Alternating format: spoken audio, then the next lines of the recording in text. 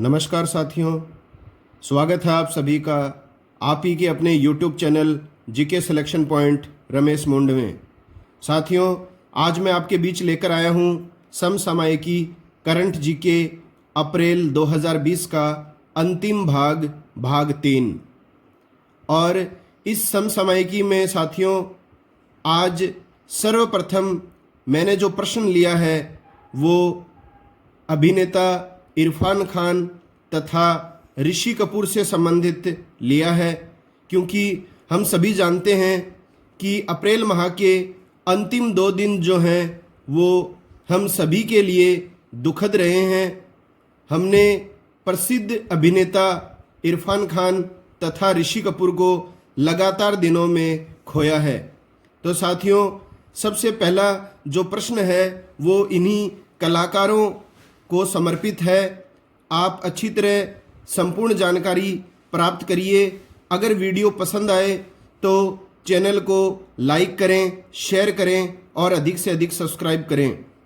तो प्रश्न है आखिरी भाग 3 समसामयिकी 2020 अप्रैल का, हाल ही में कौन से प्रसिद्ध फिल्म अभिनेताओं का निधन हुआ है? तो ये निधन हुआ है इरफान खान का और ऋषि कपूर का। इरफान खान का निधन 29 अप्रैल 2020 को हुआ साथियों, 53 वर्ष की आयु में। और ऋषि कपूर का जो निधन है वो अगले दिन 30 अप्रैल 2020 को हुआ था। इनकी जो आयु थी वो 67 वर्ष थी। अब देखिए, सबसे पहले अपन इरफान खान के संदर्भ में बात करते हैं। आगामी परीक्षाओं में निश्चित रूप से इनके संदर्भ में प्रश्न आ सकता है करंट जीके में। तो देखिए, इनके उपनाम हैं 2 इरफान खान के। आंखों से अभिनय करने वाला कलाकार, आंखों ही आंखों में पूरा का पूरा संवाद जो है ये बोल देते थे, तो आंखों से अभिनय करने वाला कलाकार इन्हें कहा जाता है। एक लीक से हटकर फिल्म बनाने वाला कलाकार, तो ये भी कहा जाता है इरफान खान को। अलग ही फिल्म बनाते थे, सभी से अलग, लीक से हटकर। इनका जो निधन है वो मैं आपको बता चुका हूँ। 29 अप्रैल 2020 को 53 वर्ष की आयु में मुंबई में इनका निधन हुआ है। और साथियों, किस वजह से इनका निधन हुआ है? तो 2018 में इन्हें न्यूरो एंडोक्राइन ट्यूमर हुआ था। तो ये कैंसर का एक रूप है, न्यूरो एंडोक्राइन ट्यूमर। इससे पीड़ित थे ये वर्ष 2018 से। इरफान खान की जो माता हैं सईदा बेगम, साथियों, इनका भी निधन इनके निधन के 4 दिन पहले ही जयपुर में हुआ था। अब देखिए, इरफान का जन्म जो हुआ था वो कब हुआ था? इरफान खान का जन्म हुआ था 7 जून 1967 को राजस्थान के जयपुर में, और निधन 29 अप्रैल 2020 को मुंबई में। अब देखिए साथियों, प्रमुख जो पुरस्कार इन्हें प्राप्त हुए ये मोस्ट इम्पोर्टेंट है। 2011 में इरफान खान को कला के क्षेत्र में, अभिनय के क्षेत्र में अद्भुत योगदान देने के लिए पद्मश्री से सम्मानित किया गया था। 2011 में पद्मश्री मिला, ये आपको ध्यान में होना चाहिए। और 3 बार इरफान खान को फिल्म फेयर अवार्ड से भी सम्मानित किया जा चुका है। और बेस्ट एक्टर जो है इन्हें चुना गया था, और इस बेस्ट एक्टर के तहत इन्हें नेशनल अवार्ड भी मिल चुका है। कौन सी फिल्म के लिए? पान सिंह तोमर के लिए। तो पान सिंह तोमर फिल्म के लिए इन्हें बेस्ट एक्टर का नेशनल अवार्ड मिल चुका है। तो ये तीनों पुरस्कार आपको ध्यान में होने चाहिए। अब देखिए साथियों, इनकी कौन सी फिल्में हैं। जैसे परीक्षाओं में आपको 4 फिल्में दे दी जाएगी और पूछ लेगा कौन सी फिल्म जो है वो इरफान खान द्वारा अभिनीत है या नहीं है। तो मकबूल फिल्म है इनकी प्रमुख, एक हासिल है, slum dog millionaire, Madari, the warrior, पान सिंह तोमर जिनके लिए इन्हें नेशनल अवार्ड मिला हुआ है, लाइफ ऑफ पाई, ये साली जिंदगी, acid factory, line in A metro. तो ये जो फिल्में हैं इनके नाम आपको ध्यान में रखने हैं। और देखिए, जिनको इनकी जो प्रथम फिल्म थी वो आपको विशेष ध्यान में रखनी है, जिनसे इन्होंने अपना अभिनय करियर प्रारंभ किया था, सलाम बॉम्बे। ये इनकी पहली फिल्म थी। 1990 में इन्होंने एक फिल्म अभिनीत की जिससे इन्हें पहचान मिली। तो 1990 में इनके द्वारा अभिनीत की गई फिल्म थी एक डॉक्टर की मौत। तो साथियों ये भी इनकी फिल्म आप ऐड कर सकते हो, जो मैंने आपको प्रमुख फिल्में बताई ये भी इन्हीं के द्वारा अभिनीत की गई फिल्में हैं। तो एक डॉक्टर की मौत जो है ये 1990 में प्रदर्शित की गई थी और इरफान खान ने अपनी पहचान बनाई थी इस फिल्म में अभिनय करके। तो इरफान खान से संबंधित ये जानकारियां आप निश्चित रूप से ध्यान में रखिए कि इन्हें कौन सा पुरस्कार कब मिला। पद्मश्री 2011 में मिला, फिल्म फेयर अवार्ड जो है 3 बार मिल चुका है पान सिंह तोमर के लिए, नेशनल अवार्ड मिल चुका है बेस्ट एक्टर के लिए। इसके अलावा इनकी जो फिल्में हैं, पहली फिल्म सलाम बॉम्बे थी, पहचान किससे मिली, तो एक डॉक्टर की मौत से। तो ये हैं इरफान खान के संदर्भ में प्रमुख जानकारियां। अब देखिए 30 अप्रैल 2020 को हमने एक और प्रमुख अभिनेता खोया है, वो है प्रसिद्ध अभिनेता चॉकलेटी हीरो और चिंटू ऋषि कपूर को। तो इनके बारे में अपन पढ़ते हैं थोड़ा सा। तो ऋषि कपूर का साथियों जन्म हुआ था 4 सितंबर 1952 को मुंबई के जेम्बूर स्थान पर। इनके दादा जो हैं वो पृथ्वीराज कपूर थे।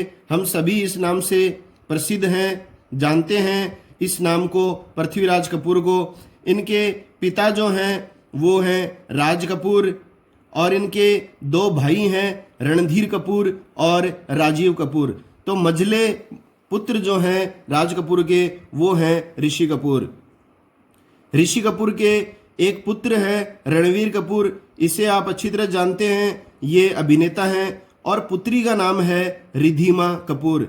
और रिधिमा कपूर जो हैं ये प्रमुख व्यवसायी बिजनेसमैन भारत साहनी की पत्नी है। भारत साहनी से इनका विवाह हुआ है। इसके अलावा साथियों देखिए ऋषि कपूर की 2 भतीजियां हैं, करिश्मा कपूर और करीना कपूर। ये दोनों भी अभिनेत्रियां हैं प्रमुख, और इनके पिता का नाम है रणधीर कपूर। अब देखिए उपनाम अगर आपसे पूछा जाए तो ऋषि कपूर का उपनाम है चॉकलेटी हीरो। प्यार से इनको कहा जाता है चिंटू। और इनकी पत्नी का नाम जो है वो है नीतू सिंह। अब देखिए इनकी जो पत्नी है नीतू सिंह वो भी प्रसिद्ध अभिनेत्री हैं और इन दोनों की जोड़ी ने कुल 12 फिल्में एक साथ बनाई थीं। ऋषि कपूर ने वर्ष 1970 में बाल कलाकार के रूप में फिल्म कैरियर की शुरुआत की थी। तो 1970 में जो है इन्होंने बाल कलाकार के रूप में फिल्म कैरियर की शुरुआत की थी। कौन सी फिल्म से? आप सभी जानते होंगे इस फिल्म का नाम मेरा नाम जोकर। तो ये जो फिल्म थी इसमें प्रमुख पात्र जो कलाकार थे वो राज कपूर थे और इस फिल्म में जो है इन्होंने बाल कलाकार की भूमिका निभाई थी और इसी अभिनय के लिए ऋषि कपूर को राष्ट्रीय फिल्म पुरस्कार भी मिला था। 1974 में इन्हें अपनी पहली फिल्म एक्टर के रूप में मिली। तो 1974 में पहली फिल्म इन्होंने बतौर एक्टर के रूप में जो बनाई थी वो बनाई थी साथियों बॉबी। ये आपको ध्यान में रखना है, एक्टर के रूप में पहली जो फिल्म थी वो थी बॉबी। और वैसे फिल्म कैरियर की शुरुआत जो की थी वो बाल कलाकार के रूप में की थी मेरा नाम जोकर फिल्म के साथ। और बॉबी फिल्म के लिए इन्हें फिल्म फेयर अवार्ड से सम्मानित किया गया था। तो ये बहुत बड़ा अचीवमेंट था। 2008 में ऋषि कपूर को film fair life time achievement award मिला। तो जीवन भर की उपलब्धियों के लिए जो है ये सिनेमा जगत से दिया जाने वाला पुरस्कार है film fair life time achievement award. ये इन्हें मिला था 2008 में। अब देखिए ऋषि कपूर की प्रसिद्ध फिल्मों के नाम आप ध्यान में रख लीजिए। और भी बहुत सारी फिल्में हैं साथियों, लेकिन प्रमुख फिल्में जो आपको ध्यान में रखनी है वो मैं आपको बता रहा हूँ। पहली फिल्म इनकी बॉबी थी, आप जानते हैं, फिल्म फेयर अवार्ड मिला था इनके लिए। इसके अलावा नगीना, सरगम, कूली, सागर, प्रेम रोग, अजूबा, एक चादर मेली सी, Amar Akbar Anthony, 102, not out. और इनकी आखिरी अभिनीत फिल्म थी साथियों, वेरी इंपॉर्टेंट है, द बॉडी। ये उनकी आखिरी फिल्म थी ऋषि कपूर की, द बॉडी। अब देखिए इन्होंने हमेशा एक चॉकलेटी हीरो और रोमांटिक हीरो की भूमिकाएं निभाई हैं, लेकिन एक फिल्म थी जिसमें इन्होंने लीक से हटकर रोल किया। इन्होंने खलनायक की भूमिका निभाई थी इसमें। और वो फिल्म थी अग्निपथ। तो ये याद रखिएगा, अग्निपथ फिल्म में इन्होंने खलनायक की भूमिका निभाई थी और इस भूमिका के लिए इन्हें आईफा बेस्ट नेगेटिव अवार्ड मिला था। तो ये विशेष रूप से ध्यान में रखना है, अग्निपथ फिल्म में खलनायक की भूमिका निभाई। अब देखिए, इन्होंने डायरेक्टर के रूप में भी भूमिका निभाई है। इन्होंने 1998 में साथियों फिल्म बनाई थी आ अब लौट चलें, और इसमें बतौर अभिनेता के रूप में इन्होंने साइन किया था अक्षय खन्ना को। विनोद खन्ना के पुत्र हैं ये। और अभिनेत्री जो इस फिल्म में इन्होंने साइन की वो थी ऐश्वर्या राय, जो अभिषेक बच्चन की पत्नी है, ऐश्वर्या राय बच्चन। अब देखिए, 2018 से ये बोन नैरो कैंसर से पीड़ित थे। तो बोन नैरो कैंसर से पीड़ित थे ऋषि कपूर। इसके इलाज के लिए ये न्यूयॉर्क अमेरिका गए और 26 सितंबर 2019 को न्यूयॉर्क से भारत लौटे। 29 अप्रैल 2020 को सांस लेने में परेशानी के चलते इन्हें मुंबई के सर रिलायंस फाउंडेशन हॉस्पिटल में भर्ती कराया गया और यहीं पर इसी हॉस्पिटल में 30 अप्रैल 2020 को मुंबई में इनका निधन हो गया। अगला प्रश्न है, हाल ही में किस देश के द्वारा कोविड-19 के इलाज के लिए भालू पित्त, जिसको बोला जाता है बियर बाइल, के उपयोग करने की सिफारिश की गई है? तो कोविड-19 के इलाज के रूप में भालू के पित्त का उपयोग करने की सिफारिश की गई है चीन देश के द्वारा। दुनिया का दूसरा सबसे बड़ा हथियार निर्माता देश है चीन, यह आपको ध्यान में रखना है विशेष। और सबसे बड़ा हथियार निर्माता देश, पहला जो देश है वो है अमेरिका। अब देखिए साथियों, चीन के संदर्भ में ही बात चल रही है तो मैं आपको कुछ अन्य करंट जीके के प्रश्न और बता रहा हूं चीन से रिलेटेड। कोविड-19 जो ये महामारी है, इसका प्रथम जो संक्रमित व्यक्ति मिला है वो चीन के वुहान क्षेत्र में मिला था और ये महिला थी वेई गुजियान। तो वेई गुजियान जो थी, इनको कहा जाता है कोविड-19 पेशेंट जीरो, क्योंकि ये पहली संक्रमित महिला थी या प्रथम संक्रमित व्यक्ति कौन था कोविड-19 से पीड़ित? वेई गुजियान। और ये वुहान चीन में सी फूड मार्केट में झींगा बेचती थी। महीने भर तक इनका इलाज चला और बाद में ये नेगेटिव हो गई और अभी वर्तमान में वेई गुजियान जीवित हैं। अगर जानकारियां पसंद आ रही हैं, मेरी मेहनत आपको पसंद आ रही है साथियों, और आपके ज्ञान में वृद्धि हो रही है, तो चैनल को निश्चित रूप से लाइक करें। अगला प्रश्न है, हाल ही में लक्ष्मी नारायण दुर्रई स्वामी, तो लक्ष्मी नारायण दुर्रई स्वामी जो है वो हाल ही में चर्चित रहे हैं। क्यों रहे हैं? सुंदरम होम फाइनेंस के प्रबंध निदेशक इन्हें हाल ही में बनाया गया है। तो ये एक नई नियुक्ति हुई है, सुंदरम होम फाइनेंस के प्रबंध निदेशक हाल ही में बनाए गए हैं लक्ष्मी नारायण दुर्रई स्वामी। इसके अलावा साथियों देखिए, नवीनतम नियुक्तियों के मैं यहाँ पर कुछ और फैक्ट लेके आया हूँ, इनको भी आप ध्यान में रखिए। मोहित गोयनका ये बने हैं yahoo.in के डायरेक्टर। अरविंद कृष्णा जो हैं वो IBM के डायरेक्टर बने हैं। इसके अलावा मोस्ट इंपॉर्टेंट है अजय भूषण पांडे, ये बने हैं वर्तमान में देश के वित्त सचिव, फाइनेंशियल सेक्रेटरी। तो ये मोस्ट इंपॉर्टेंट है। वित्त सचिव कौन है? अजय भूषण पांडे। अगला प्रश्न है, हाल ही में किस राज्य में रेडियो स्कूल की शुरुआत की गई है? तो रेडियो स्कूल की शुरुआत की गई है साथियों मध्य प्रदेश राज्य में। अब देखिए क्या है ये रेडियो स्कूल। मध्य प्रदेश सरकार ने कोरोना वायरस के प्रकोप को कम करने के लिए एक रेडियो स्कूल शुरू किया है। इसके तहत मध्य प्रदेश राज्य में सोमवार से शनिवार तक प्रातः 11 बजे से 12 बजे के बीच शिक्षा कार्यक्रम प्रस्तुत किए जाएंगे। तो ये आपको ध्यान में रखना है, रेडियो स्कूल की जो शुरुआत की गई है वो मध्य प्रदेश राज्य के द्वारा की गई है और इसके तहत राज्य में सोमवार से शनिवार तक कितने बजे से कितने बजे के बीच शिक्षा कार्यक्रम प्रस्तुत किए जाएंगे? प्रातः 11 से 12 बजे तक। अब देखिए, मध्य प्रदेश के वर्तमान मुख्यमंत्री चीफ मिनिस्टर हैं शिवराज सिंह चौहान, राज्यपाल या गवर्नर हैं लालजी दास टंडन और मध्य प्रदेश की राजधानी है साथियों भोपाल। अगला प्रश्न है साथियों, वेरी इंपॉर्टेंट है प्रश्न, ध्यान से सुनिएगा। निश्चित रूप से परीक्षाओं में आएगा ये प्रश्न आपके आगामी में। देखिए प्रश्न है, हाल ही में भारत सरकार ने कोविड-19 को ट्रैक करने के लिए कौन सा एप्लीकेशन लॉन्च किया है? तो ये एप्लीकेशन है आरोग्य सेतु। आप सभी परिचित भी होंगे अच्छी तरह। तो ये भारत सरकार ने कोविड-19 महामारी को ट्रैक करने के लिए एप्लीकेशन लॉन्च किया है। इसका नाम क्या है साथियों? आरोग्य सेतु। तो आप सभी इस एप्लीकेशन को जो है अपने मोबाइल में डाउनलोड करें, आपसे मेरा विनम्र निवेदन है। अब देखिए इस एप्लीकेशन के बारे में मैं आपको थोड़ा सा बता देता हूँ। जब भी कोई व्यक्ति कोविड-19 के संक्रमित व्यक्ति के संपर्क में आता है तो उसके 6 फीट के संपर्क में आते ही यह एप्लीकेशन उसे सचेत कर देता है। तो ये हमें सचेत करेगा। तो अगर आप देश के जागरूक नागरिक हैं और जागरूक नागरिक होने का परिचय देना चाहते हैं तो इस सेतु को अवश्य डाउनलोड करें। अब देखिए साथियों, इसके अलावा और कौन से प्रमुख मोबाइल एप्लीकेशन हाल ही में लॉन्च किए गए हैं। हालांकि मैं अभी करंट जीके में ये सारी बातें बता चुका हूँ, फिर भी आप एक साथ ध्यान में रखिए साथियों, क्योंकि मेरा प्रयास यही रहता है कि प्रश्न के माध्यम से उससे जुड़े हुए सभी प्रकार के तथ्य आप तक पहुंचा सकूं।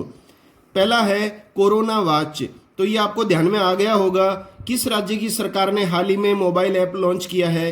तो कर्नाटक राज्य की सरकार ने किया है।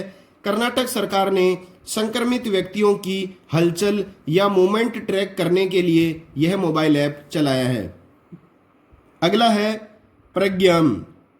प्रज्ञाम जो वो है मोबाइल ऐप, ये देखिए क्या है, ये झारखंड सरकार ने चलाया है।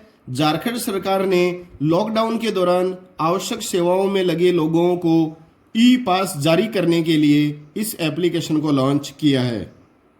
तो ये ध्यान में रखिएगा आप, ई पास है ये जो लॉकडाउन के दौरान आवश्यक सेवाओं में लगे हुए लोगों को जारी किया गया है। अगला है क्वारंटाइन। क्वारंटाइन जो मोबाइल ऐप है, ये देखिए क्या है, आईआईटी बम्बई ने संक्रमित लोगों पर नज़र रखने के लिए इस मोबाइल ऐप को शुरू किया है। तो आरोग्य सेतु आप समझ गए, भारत सरकार के द्वारा। कोरोना वॉच जो है वो कर्नाटक सरकार के द्वारा लॉन्च किया गया है। प्रज्ञाम झारखंड सरकार के द्वारा किया गया है। और क्वारंटाइन जो मोबाइल ऐप शुरू किया गया है ये आईआईटी बम्बई के द्वारा शुरू किया गया है। अगला प्रश्न लेते हैं, हाल ही में किस कंपनी ने कोविड-19 से संबंधित जानकारी के लिए Watson assistant for citizen platform launch किया है? तो Watson assistant for citizen platform जो लॉन्च किया है वो हाल ही में किया गया है आईबीएम कंपनी के द्वारा। इंटरनेशनल बिजनेस मशीन, ये अमेरिकी कंपनी है। आईबीएम इसका पूरा नाम होता है इंटरनेशनल बिजनेस मशीन, और इसका निक नेम है बिग ब्लू। याद रखिएगा साथियों, आईबीएम का निक नेम है बिग ब्लू। और आईबीएम की स्थापना हुई थी 1911 में। मुख्यालय है इसका अमेरिका में, न्यूयॉर्क में। और इसके अध्यक्ष जो हैं वर्तमान में भारतीय मूल के व्यक्ति हैं, इसलिए इम्पोर्टेंट है ये। तो आईबीएम के अध्यक्ष हैं अरविंद कृष्णा, ये विशेष आप ध्यान में रखिए। अब देखिए ये Watson assistant for citizen platform क्या है? तो कोविड-19 से संबंधित प्रश्नों का जवाब निशुल्क देने के लिए यह प्लेटफॉर्म लॉन्च किया गया है। अगला प्रश्न है, हाल ही में भारतीय मूल की वायरोलॉजिस्ट जिनका कोरोना वायरस के कारण निधन हो गया है। तो भारतीय मूल की वायरोलॉजिस्ट हैं जिनका हाल ही में कोविड-19 के चलते निधन हुआ है, वो हैं गीता राम जी। गीता राम जी का हाल ही में निधन हुआ है। इन्हें 2018 में लिस्बन में एचआईवी की रोकथाम हेतु टीकों की खोज करने के लिए एक्सीलेंस अवार्ड भी दिया गया था। ये आप ध्यान में रखिएगा गीता राम जी के संदर्भ में। अब देखिए साथियों, गीता राम जी के अलावा और कौन कौन से निधन हाल ही में हुए हैं? तो वो हुआ है मारिया टेरेसा। ये आपको पहले बताया जा चुका है। मारिया टेरेसा कौन थी? स्पेन की महारानी थी और इनका कोविड-19 के चलते निधन हो गया है।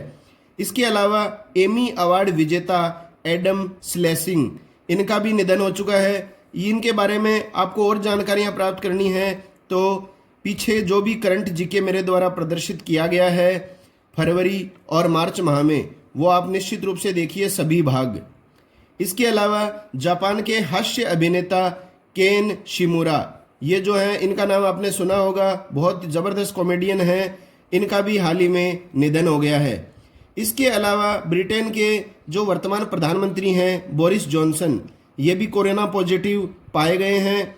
ब्रिटिश युवराज जो हैं वो चार्ल्स, जिनका नाम है चार्ल्स, वो भी कोरोना पॉजिटिव पाए गए हैं। हालांकि अभी वर्तमान में इनकी स्थिति क्या है इसके संदर्भ में कोई विशेष जानकारी हमें उपलब्ध नहीं हो पाई है। जहाँ तक हमें इस बात की जानकारी मिली है तो ये जो है वो वर्तमान में कोरोना नेगेटिव हो गए हैं। अगला है, हाल ही में किस भारतीय एनजीओ ने प्रतिष्ठित स्कॉल अवार्ड, तो भारतीय एनजीओ है ट्रस्ट संस्था जिसने प्रतिष्ठित स्कॉल अवार्ड जीता है, तो वो है अरमान। वेरी इंपॉर्टेंट प्रश्न है और इसे भारत में मातृ तथा शिशु सुरक्षा के क्षेत्र में योगदान देने के लिए यह पुरस्कार मिला है। तो ये आपको ध्यान में रखना है, किस भारतीय एनजीओ ने हाल ही में प्रतिष्ठित स्कॉल अवार्ड जीता है, तो ये जीता है अरमान ने। अगला प्रश्न है, हाल ही में किस राज्य के मुख्यमंत्री को पेटा के द्वारा हीरो टू एनिमल्स अवार्ड मिला है, तो पेटा संस्था के द्वारा ये अवार्ड दिया जाता है हीरो टू एनिमल्स अवार्ड। ये हाल ही में किस राज्य के मुख्यमंत्री को मिला है, तो ये मिला है उड़ीसा के वर्तमान मुख्यमंत्री नवीन पटनायक को। देखिए साथियों, क्या है ये, सबसे पहले तो आप पेटा की फुल फॉर्म ध्यान में रख लीजिए, परीक्षाओं में पूछा जाता है। पेटा का मतलब है people for the ethical treatment of animals, तो पशुओं के अधिकारों के लिए कार्य करने वाली संस्था है ये people for the ethical treatment of animals PETA. और इस पेटा का जो मुख्यालय है वो है अमेरिका में। अब देखिए साथियों, नवीन पटनायक जो हैं इन्होंने ऐसा क्या कार्य किया कि इन्हें hero to animals award PETA के द्वारा दिया गया, तो इन्होंने 5 नगर निगमों तथा सभी 48 नगर पालिकाओं में आवारा पशुओं के भोजन हेतु 54 लाख रुपए दिए थे।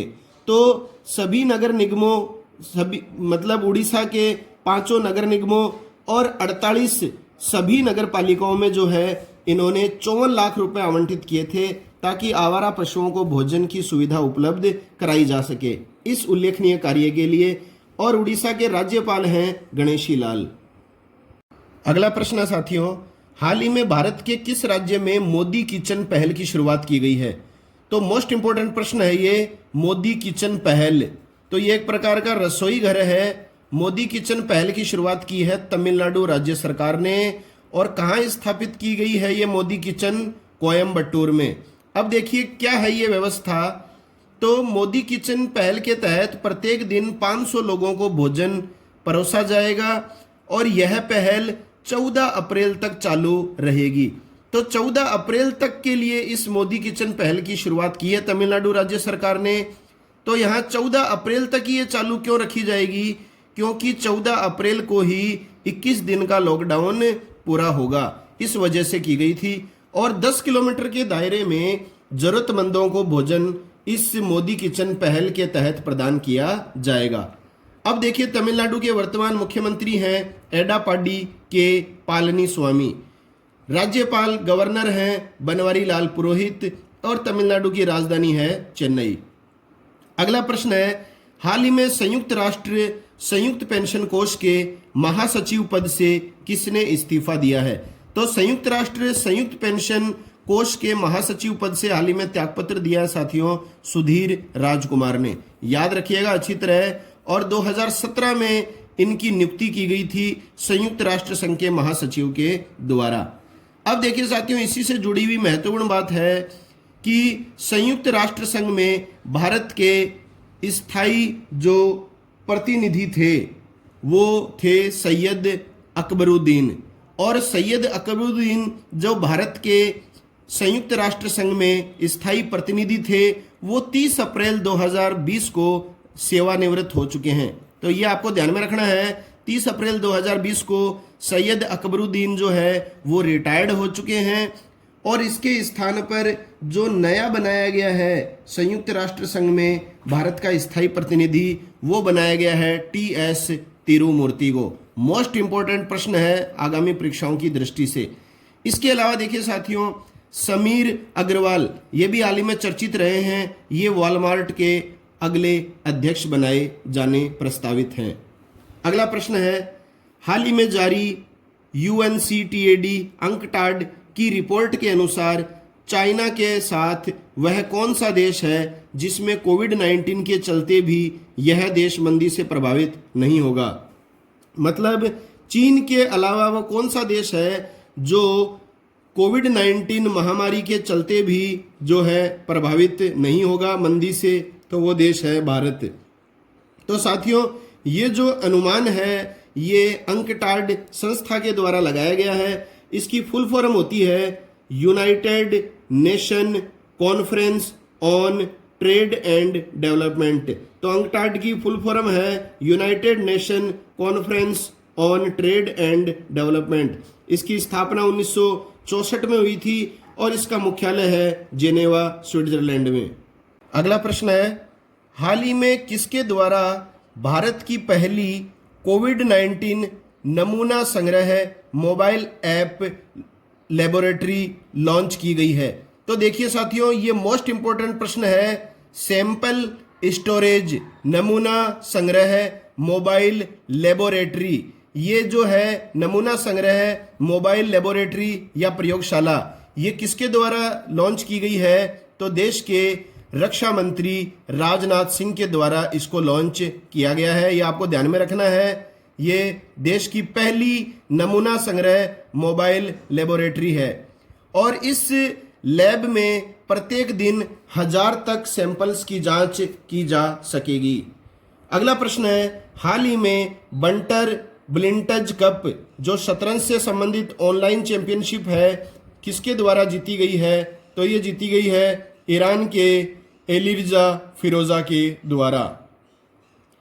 अगला प्रश्न है, हाल ही में किस आईआईटी ने एक ऐसा सॉफ्टवेयर विकसित किया है जो एक्सरे का उपयोग करके 5 सेकंड में कोविड-19 का पता लगा सकता है? देखिए साथियों, मोस्ट इंपॉर्टेंट है, मात्र 5 सेकंड में कोविड-19 से इन्फेक्टेड व्यक्ति का ये पता लगा सकता है एक्सरे का उपयोग करके। तो ये आईआईटी कौन सी है? आईआईटी रुड़की। इसके अलावा देखिए, आपको 2 बातें और भी ध्यान में रखनी है। आईआईटी बंबई ने क्वारंटाइन एप्लीकेशन हाल ही में बनाया है, तो ये भी इंपॉर्टेंट प्रश्न है। इसके अलावा कोविड-19 के मरीजों के लिए वार्ड बॉट नामक जो रोबोट बनाया है, वो किसने बनाया है? आईआईटी रोपड़ ने। सभी जानकारियां आपको प्रदान की जा चुकी हैं। दोबारा स्मृति में लाने के लिए मैं आपके सामने दोबारा इनको प्रस्तुत कर रहा हूं। अगला प्रश्न है, हाल ही में किस राज्य की सरकार ने जीवन शक्ति योजना प्रारंभ की है? तो जीवन शक्ति जो योजना है वो हाल ही में प्रारंभ की गई है मध्य प्रदेश राज्य की सरकार ने। देखिए क्या है ये जीवन शक्ति योजना। इस योजना के तहत राज्य की महिलाएं घर पर मास्क बनाएंगी। तो राज्य की जो महिलाएं हैं वो घर पर मास्क बनाएंगी तथा सरकार उनको एक मास्क के 11 रुपए देगी। तो राज्य की महिलाएं घर पर मास्क बनाएंगी और सरकार उनको एक मास्क के कितने रुपए देगी साथियों? 11 रुपए देगी। और इससे क्या होगा? 2 काम होंगे। एक तो महिलाओं की जो है वो आमदनी बढ़ेगी, आमदनी होगी इससे, और एक वो जो है पुण्य का कार्य भी कर सकेंगी। अगला प्रश्न है, हाल ही में बीएसएनएल ने किस बैंक के साथ मिलकर पेमेंट प्लेटफॉर्म लॉन्च किया है? तो वो किस बैंक के साथ मिलकर पेमेंट प्लेटफॉर्म लॉन्च किया साथियों? State bank of India SBI के साथ। और क्या है ये प्लेटफॉर्म? पेमेंट प्लेटफॉर्म क्या है? भारत इंस्टा पे बीआईपी के माध्यम से हम घर बैठे पेमेंट कर सकेंगे। तो बीएसएनएल ने स्टेट बैंक ऑफ इंडिया के साथ मिलकर पेमेंट प्लेटफॉर्म हाल ही में लॉन्च किया है। अगला प्रश्न है, हाल ही में विश्व कुश्ती चैंपियनशिप की नवीनतम रैंकिंग में भारतीय खिलाड़ी बजरंग पूनिया किस स्थान पर रहे हैं? तो भारतीय खिलाड़ी बजरंग पूनिया जो हैं वो विश्व कुश्ती चैंपियनशिप की नवीनतम रैंकिंग में कौन से स्थान पर रहे हैं? तो साथियों वेरी इंपॉर्टेंट है, दूसरे स्थान पर रहे हैं। 65 किलोग्राम भार वर्ग के ये खिलाड़ी हैं कुश्ती के। और प्रथम स्थान पर जो है वर्तमान में कुश्ती के खिलाड़ी वो हैं रूस के गदजी मुराद। तो गदजी जो मुराद हैं ये रूस देश के खिलाड़ी हैं और ये हैं वर्तमान में कुश्ती के नंबर 1 खिलाड़ी। और दूसरा स्थान पर हैं बजरंग पूनिया। अब देखिए दीपा मलिक जो शॉटपुट की खिलाड़ी हैं आप सभी जानते हैं, तथा बजरंग पूनिया ये कुश्ती के हैं। इन दोनों खिलाड़ियों को जो है वो 2019 में राजीव गांधी खेल रत्न पुरस्कार भी मिला है। तो भारत सरकार के द्वारा खेलों के क्षेत्र में दिया जाने वाला सर्वोच्च पुरस्कार होता है साथियों राजीव गांधी खेल रत्न पुरस्कार। तो ये 2019 में किसको दिया गया है? दीपा मलिक तथा बजरंग पूनिया को। और ये राष्ट्रीय खेल दिवस के दिन पुरस्कार दिया जाता है। तो साथियों अगर आप ये वीडियो पूरी देखें तो आपको कमेंट बॉक्स में लिखकर बताना है कि राष्ट्रीय खेल दिवस जो मेजर ध्यानचंद हॉकी के प्रसिद्ध खिलाड़ी रहे हैं उनकी स्मृति में मनाया जाता है, ये किस तिथि को मनाया जाता है? तो दोबारा सुन लीजिए, राष्ट्रीय खेल दिवस नेशनल स्पोर्ट्स डे कब मनाया जाता है? ये आपको कमेंट बॉक्स में लिखकर भेजना है। अगला है, हाल ही में किस राज्य ने संपर्क दीदी नाम से एक मोबाइल ऐप लॉन्च किया है? तो संपर्क दीदी मोबाइल ऐप लॉन्च किया है उत्तराखंड राज्य की सरकार ने। और इस मोबाइल ऐप से बच्चे घर पर ही एनिमेटेड वीडियोस से अपनी पढ़ाई कर सकेंगे। तो ये भी आपको ध्यान में रखना है, संपर्क दीदी मोबाइल ऐप किसने लॉन्च किया है? उत्तराखंड राज्य की सरकार ने। साथियों अगर जानकारियां पसंद आ रही हैं तो जीके सिलेक्शन पॉइंट रमेश मोंड यूट्यूब चैनल को लाइक करें, अधिक से अधिक अपने सोशल मीडिया के फ्रेंड्स तथा ग्रुप्स को शेयर करें। और अगर आप मेरे चैनल पर नए हैं, अभी तक सब्सक्राइब नहीं किया है तो सब्सक्राइब करें। और जो साथी सब्सक्राइब कर चुके हैं वो बेल आइकन को ज़रूर दबाएं ताकि मेरे द्वारा प्रस्तुत किए जाने वाले वीडियो के नोटिफिकेशन सबसे पहले आप तक पहुंच सकें। अगला है, हाल ही में दीपक मित्तल जो हैं वो चर्चित रहे हैं। वो किस कारण से चर्चित रहे हैं दीपक मित्तल? तो कतर में भारत के राजदूत नियुक्त किए गए हैं। तो साथियों कतर में भारत के हाल ही में राजदूत जो हैं वो नियुक्त किए गए हैं दीपक मित्तल, इसलिए चर्चित रहे हैं। इसके अलावा देखिए हाल ही में और भी नियुक्तियां हुई हैं। पीयूष श्रीवास्तव जो हैं ये बहरीन में भारत के राजदूत बनाए गए हैं। अजय कुमार ये युगांडा में भारत के राजदूत बनाए गए हैं।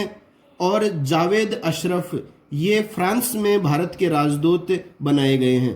तो एक ही प्रश्न के साथ में मैंने आपको 3 और जानकारियां दी हैं साथियों।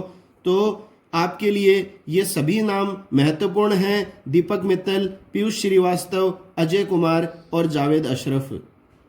अगला प्रश्न है, हाल ही में कोविड-19 के लिए रैपिड टेस्टिंग किट के जरिए जांच करने वाला भारत का प्रथम राज्य कौन सा बना है? तो कोविड-19 के चलते रैपिड टेस्टिंग किट के जरिए जांच करने वाला भारत का पहला राज्य बना है हमारा राजस्थान। अब देखिए साथियों, इस रैपिड टेस्टिंग किट के द्वारा ज़्यादा से ज़्यादा जांच कम समय में की जा सकेगी। कोरोना वायरस के चलते देश का सबसे पहला लॉकडाउन करने वाला राज्य भी कौन सा था? तो वो था हमारा राजस्थान। तो देश का सबसे पहला लॉकडाउन करने वाला राज्य था राजस्थान। अगला प्रश्न है, हाल ही में कृषि मंत्री कौन है वर्तमान में? नरेंद्र सिंह तोमर ने किस मोबाइल ऐप को प्रारंभ किया है?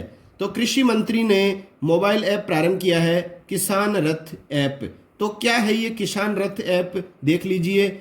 इस ऐप का उद्देश्य है साथियों लॉकडाउन के दौरान किसानों का खाद्य पदार्थ जो शीघ्र ही खराब हो जाता है जैसे फल सब्जी आदि को परिवहन के माध्यम से मंडियों तक पहुंचाना, यह है इस ऐप का किसान रथ ऐप का उद्देश्य। और इससे क्या होगा साथियों, किसानों को आर्थिक नुकसान नहीं होगा। अगला प्रश्न है, हाल ही में कोरोना वायरस के चलते आई लीग सत्र 2019-20 को समाप्त कर किस टीम को विजेता बनाया गया है? तो साथियों, ये आई लीग जो सत्र है ये फुटबॉल का सत्र होता है और इसमें क्या हुआ था कि कुछ मैच तो आयोजित कर लिए गए थे और बाद में इस कोरोना वायरस महामारी के चलते जो है आधा जो टूर्नामेंट है वो स्थगित कर दिया गया था। और जब तक ये टूर्नामेंट खेला गया उस दौरान तक जो शीर्ष स्थान पर टीम रही थी उसी को जो है वो आई लीग सत्र 2019-20 का विजेता घोषित कर दिया गया। तो आई लीग सत्र 2019-20 का विजेता बनाया गया मोहन बागान को। तो इस सत्र में जितने भी मैच खेले गए थे उनमें ये शीर्ष पर बना हुआ था और यह लीग कोरोना वायरस के चलते मध्य में ही समाप्त कर दी गई थी। और मोहन बागान जो इसका विजेता रहा है ये एशिया का सबसे पुराना फुटबॉल क्लब है साथियों, मोहन बागान। अगला प्रश्न है, हाल ही में ऑपरेशन संजीवनी के तहत भारत ने किस देश को 6.2 टन दवाओं की आपूर्ति की है? तो ऑपरेशन संजीवनी के तहत भारत ने किस देश को हाल ही में 6.2 टन दवाओं की आपूर्ति की है? तो वो देश है मालदीव। यह सहायता हरक्यूलस विमान से दी गई है। तो कौन से विमान से हमने इन दवाइयों को भेजा है ऑपरेशन संजीवनी के तहत? तो विमान का नाम है साथियों हरक्यूलस। और मालदीव जो है इसकी राजधानी माले है और इसके राष्ट्रपति हैं इब्राहिम मो सोली है। तो इब्राहिम सोली है इसके राष्ट्रपति हैं मालदीव के। और मोस्ट इंपॉर्टेंट फैक्ट है, कॉमनवेल्थ देशों का संगठन है जिसको कहा जाता है राष्ट्रमंडल संगठन। और इस संगठन में साथियों वही देश शामिल होते हैं जो कभी न कभी ब्रिटेन के औपनिवेश या गुलाम रहे हैं। तो मालदीव जो है वो पहले इस संगठन का सदस्य था, बाद में इसकी सदस्यता समाप्त कर दी गई थी और वापस मालदीव को राष्ट्रमंडल संगठन का सदस्य हाल ही में बना लिया गया है। तो ये कौन सा सदस्य बना है दोबारा? 54वां। तो वर्तमान में राष्ट्रमंडल देशों की संख्या है 54 और मालदीव बना है इसका नवीनतम सदस्य। ये भी आप ध्यान में रखिएगा। अगला है, वर्तमान में भारत के वित्त सचिव, रक्षा सचिव तथा गृह सचिव कौन है? तो मैं दोबारा ये प्रश्न आपके सामने लेके आया हूं ताकि आपको तीनों का एक साथ नाम याद रखने में आसानी रहे। तो वित्त सचिव जो हैं वो हैं वर्तमान में अजय भूषण पांडे। अजय भूषण पांडे कौन है? वित्त सचिव हैं। रक्षा सचिव कौन है? अजय कुमार। देखिए साथियों, नाम एक से ही हैं, तभी मेरे द्वारा ये प्रश्न आपके सामने एक साथ प्रस्तुत किया गया है ताकि कल को आप नाम सेम होने से कंफ्यूज न हो जाएं। और गृह सचिव वर्तमान में कौन है? अजय कुमार भल्ला। तो अजय भूषण पांडे वित्त सचिव हैं, अजय कुमार रक्षा सचिव हैं और अजय कुमार भल्ला ये हैं गृह सचिव। जानकारियां अच्छी लगे, वीडियो पसंद आए तो लाइक जरूर करें साथियों। इससे मैं और अधिक कठोर मेहनत के साथ आगामी वीडियोस आपके बीच प्रदर्शित कर सकूंगा। अगला है, हाल ही में किसे क्रिक किंगडम का ब्रांड एम्बेसडर बनाया गया है? तो ये क्रिक किंगडम जो है ये नाम आपको थोड़ा सा अटपटा सा लगा होगा। आपने हो सकता है पहले कईयों ने सुन रखा हो और कईयों ने नहीं भी सुन रखा हो। तो दुबई जो है, दुबई में क्रिकेट एकेडमी है जिसका नाम है क्रिक किंगडम और इस एकेडमी का हाल ही में ब्रांड एम्बेसडर बनाया गया है भारतीय क्रिकेट टीम के उप कप्तान रोहित शर्मा को। वेरी इंपॉर्टेंट है, ध्यान में रखिए। और इस एकेडमी के मेंटर जो हैं वो हैं धवल कुलकर्णी। तो इस क्रिक किंगडम एकेडमी के मेंटर जो हैं ये भी भारतीय ही हैं। धवल कुलकर्णी भारत के तेज गेंदबाज रहे हुए हैं क्रिकेट के ये। अब देखिए, इसके अलावा 3 और खिलाड़ियों के नाम मैं आपको बताऊंगा जो हाल ही में ब्रांड एम्बेसडर बनाए गए हैं। ऋषभ पंत ये हैं JSW स्टील के ब्रांड एम्बेसडर, हाल ही में बनाए गए हैं। शेफाली वर्मा महिला T20 क्रिकेट खिलाड़ी, इसको हाल ही में पेप्सिको की ब्रांड एम्बेसडर बनाया गया है। भारतीय तेज गेंदबाज शार्दुल ठाकुर को जो है वो टाटा पावर का ब्रांड एम्बेसडर हाल ही में बनाया गया है। तो आप सभी जानकारियां ध्यान में रखिए। अगला प्रश्न है, टेलीकॉम उद्योग की सबसे बड़ी वार्षिक सभा मोबाइल वर्ल्ड कांग्रेस। तो मोबाइल वर्ल्ड कांग्रेस का जो है हाल ही में सम्मेलन कहाँ आयोजित किया जाना प्रस्तावित था और आगे कब होगा, संपूर्ण जानकारी अपन प्राप्त करेंगे। देखिए, तो टेलीकॉम उद्योग की सबसे बड़ी वार्षिक सभा जो है मोबाइल वर्ल्ड कांग्रेस, ये अब वर्ष 2024 में आयोजित की जाएगी। ये वार्षिक सभा कब होगी? 2024 में होगी।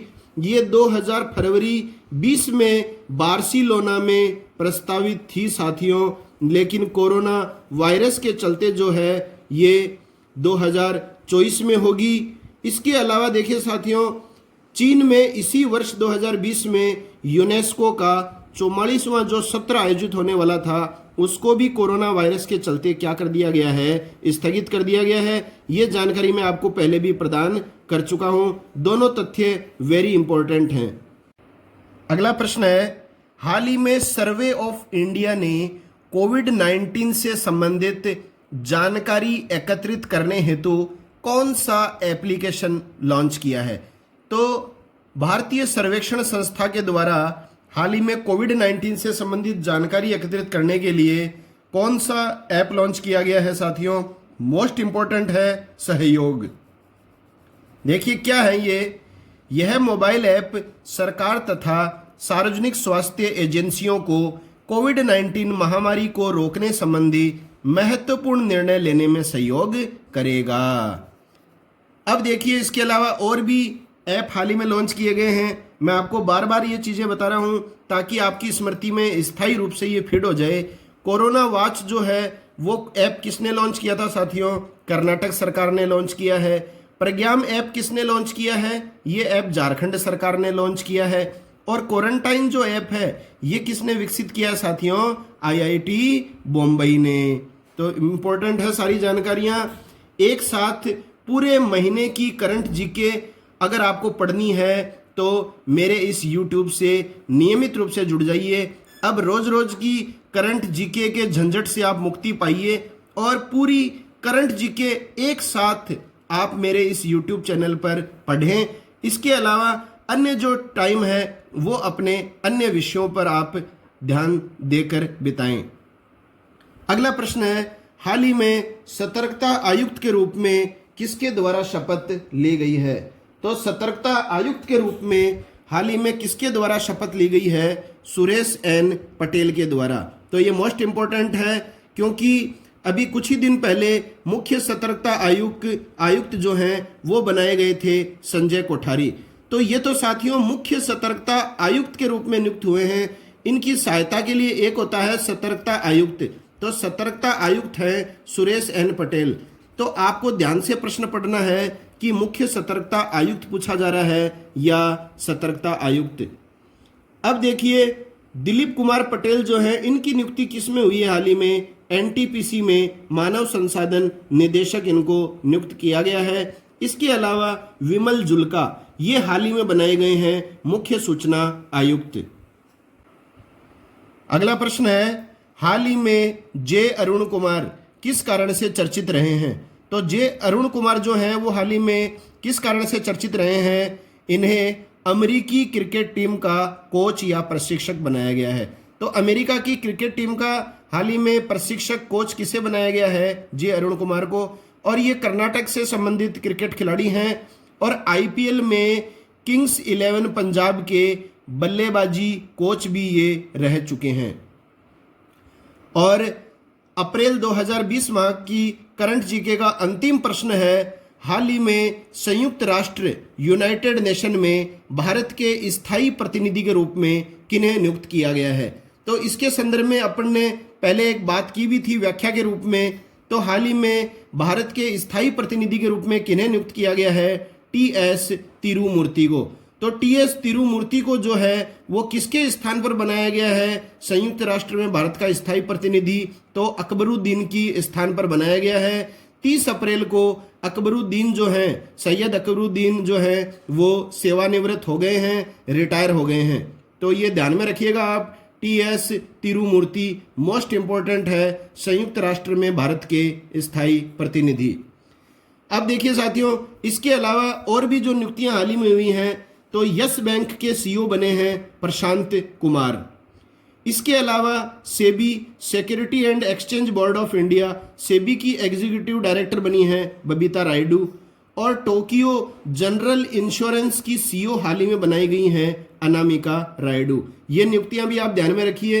अब बात अपन ने संयुक्त राष्ट्र की है, तो संयुक्त राष्ट्र संघ की स्थापना 24 अक्टूबर 1945 को हुई थी और 24 अक्टूबर को प्रत्येक वर्ष हम मनाते हैं संयुक्त राष्ट्र दिवस। इसके अलावा साथियों 24 अक्टूबर को विश्व पोलियो दिवस भी मनाया जाता है और 24 अक्टूबर को ही राष्ट्रीय खाद्य दिवस नेशनल फूड डे भी मनाया जाता है। और संयुक्त राष्ट्र संघ का मुख्यालय है न्यूयॉर्क। इसके वर्तमान महासचिव हैं पुर्तगाल के हैं साथियों, वेरी वेरी इंपॉर्टेंट है, एंटोनियो गुतेरेस। आई बार परीक्षाओं में यूएनओ के महासचिव का नाम पूछा जाता है, तो कौन है वर्तमान में यूएनओ के महासचिव? Antonio Guterres. अब देखिए साथियों, जहां तक दिवसों की बात है, तो मैं आपके बीच एक वीडियो प्रस्तुत करूंगा जिसमें आपको जनवरी से लेकर दिसंबर माह तक के सभी 12 महीनों के महत्वपूर्ण दिवस बताए जाएंगे। और अगर आपने वो दिवस याद कर लिए हैं तो आपके आगामी परीक्षाओं में उससे बाहर कोई दिवस नहीं पूछा जाएगा। तो साथियों, ये है अपनी करंट जीके अप्रैल 2020 का भाग 3। संपूर्ण अप्रैल माह की करंट जीके आपके बीच में प्रदर्शित की जा चुकी है। अब आपसे एक मेरा निवेदन है कि अगर आपको करंट जीके के वीडियो अच्छे लगे हैं तो आप नियमित रूप से करंट जीके प्रत्येक महीने के लिए इस चैनल से जुड़ सकते हैं। जिन साथियों को समसामयिकी करंट जीके की विशेष टेंशन होती है वो अब करंट जीके को लेकर टेंशन छोड़ दें। प्रत्येक महीने की संपूर्ण करंट जीके एक साथ पढ़ें जीके सिलेक्शन पॉइंट रमेश मोंड यूट्यूब पर। तो साथियों, अधिक से अधिक वीडियो को लाइक करें, शेयर करें और सब्सक्राइब करें। मिलते हैं अगले वीडियो के साथ, तब तक के लिए जय हिंद, जय भारत, वंदे मातरम।